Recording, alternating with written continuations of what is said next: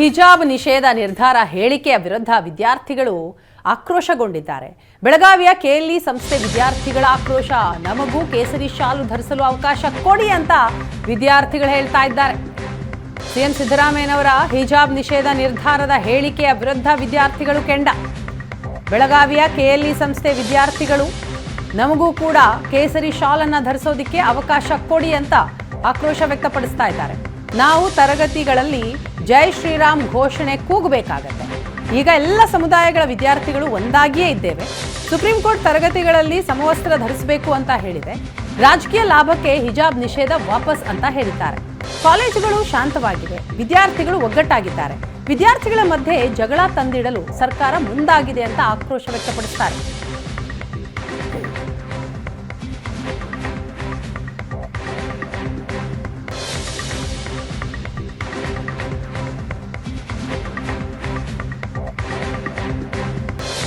ರಾಜಕೀಯ ಲಾಭಕ್ಕೆ ಹಿಜಾಬ್ ನಿಷೇಧ ವಾಪಸ್ ಅಂತ ಹೇಳಿದ್ದಾರೆ.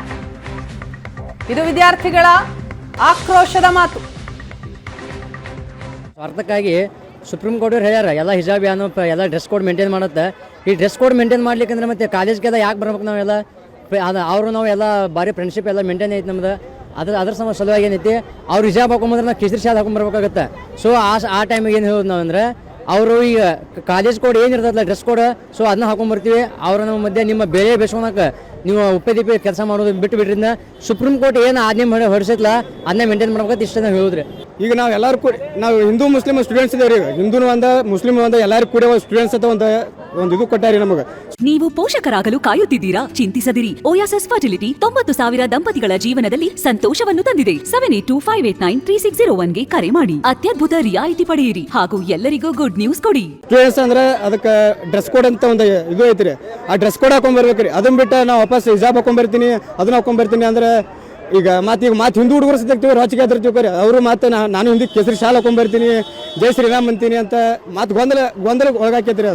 ಅದ್ರ ಸಂಬಂಧ ನಾವು ಈಗ ಡ್ರೆಸ್ ಕೋಡ್ ಕೊಟ್ಟಾರ ಡ್ರೆಸ್ ಕೋಡ್ ಹಾಕೊಂಡ್ಬರ್ಬೇಕು. ಅದನ್ನ ಬಿಟ್ಟು ಹಿಜಾಬ್ ಹಾಕೊಂಡ್ಬಂದ್ರೆ ಕೆಲಸ ಆಗಲ್ರಿ. ಅದು ಅಂದ್ರೆ ರದ್ದು ಮಾಡಿದ್ರೆ ಮತ್ತೆ ಸ್ಟೂಡೆಂಟ್ಗಳಿಗೆಲ್ಲ ಪ್ರಾಬ್ಲಮ್ ಆಗ್ತೈತಿ. ಮತ್ತೆಲ್ಲ ವಾಪಸ್ ಸ್ಟೂಡೆಂಟ್ಗಳೆಲ್ಲ ರ್ಯಾಗಿಂಗ್ ಸ್ಟ್ರೈಕ್ ಮಾಡೋದೆಲ್ಲ ಮಾಡ್ತಾರ್ರಿ. ಮತ್ತು ಅವ್ರಿಗೆ ಏನು ಅವ್ರು ಹಿಜಾಬ್ ಧರಿಸ್ಕೊಂಬಂದ್ರೆ ಮತ್ತೆ ಕೇಸರಿ ಶಾಲ್ ಹಾಕೊಂಡ್ಬರ್ತೀನಿ ಅಂತೇಳಿ ಮತ್ತು ಎಲ್ಲ ಸ್ಟೂಡೆಂಟ್ಗಳು ವಾಪಸ್ ನಿಲ್ತಾರ್ರಿ. ರಾಜಕೀಯ